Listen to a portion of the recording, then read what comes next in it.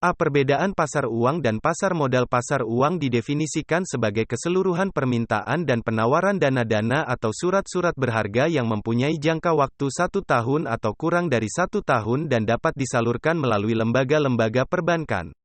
Pasar uang sering juga disebut pasar kredit jangka pendek. Secara teoritis pasar modal, capital market, didefinisikan sebagai perdagangan instrumen keuangan, sekuritas, jangka panjang, baik dalam bentuk modal sendiri, stocks, maupun hutang, bonds, baik yang diterbitkan oleh pemerintah, public authorities, maupun oleh perusahaan swasta, private sector.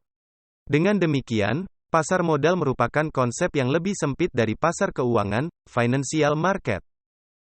B. Fungsi, peserta dan tujuan pasar uang. A. Fungsi pasar uang yang sangat berkaitan erat dengan dunia perbankan dan moneter merupakan fungsi likuiditas, fungsi sebagai wadah penyaluran kebijakan dan fungsi informasi.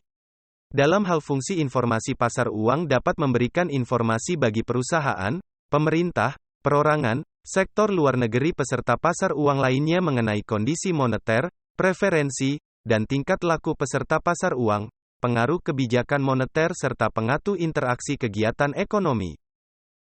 B. Peserta pasar uang. Dalam pasar uang sebenarnya terdapat 3 pihak yang terlibat, yaitu para peminjam, borrowers, para pemberi pinjaman, lenders, investor, perantara atau intermediaris, misalnya lembaga keuangan, baik bank dan non-bank, serta pemerintah.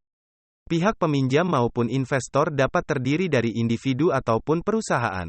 Sementara itu, lembaga keuangan merupakan badan usaha yang kekayaannya terutama dalam bentuk aset keuangan atau tagihan, claims, dibandingkan aset non-finansial ataupun aset real. Lembaga keuangan memberikan kredit kepada nasabah dan menanamkan dananya dalam surat-surat berharga.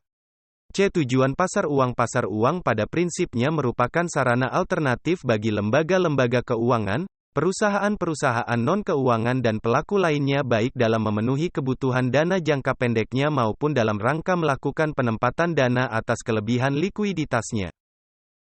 Terbuka. C. Instrumen pasar uang syariah dan konvensional. Adapun instrumen yang diperjualbelikan dalam pasar uang di Indonesia saat ini, antara lain berikut ini. A. Sertifikat Bank Indonesia, SBI, pada prinsipnya adalah surat berharga atas unjuk dalam rupiah yang diterbitkan oleh Bank Indonesia, BI, sebagai pengakuan utang berjangka waktu pendek dan dijualbelikan dengan diskonto.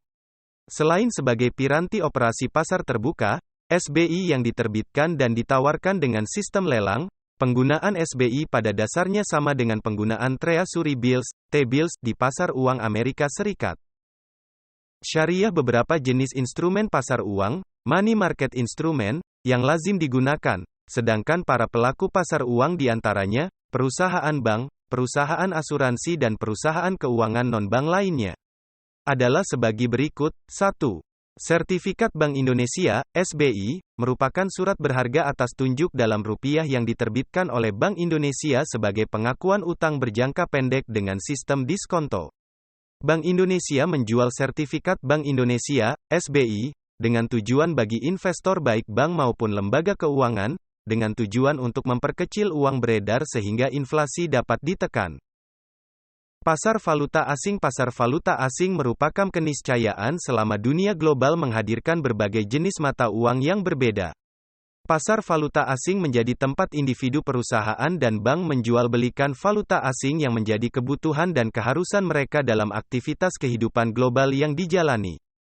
Sejauh ini, fungsi utama pasar valuta asing adalah memindahkan sejumlah dana negara tertentu dengan mata uang yang diinginkan ke negara lain. Fungsi lain pasar valuta asing adalah kredit. Hal ini diperlukan untuk barang importir yang masih dalam perjalanan kirim atau pemberian tempo pada importir untuk menjual barang dan melakukan pembayaran selepas barang tersebut terjual. Pasar valuta asing pun mempunyai fungsi hedging, lindung nilai, dan spekulasi.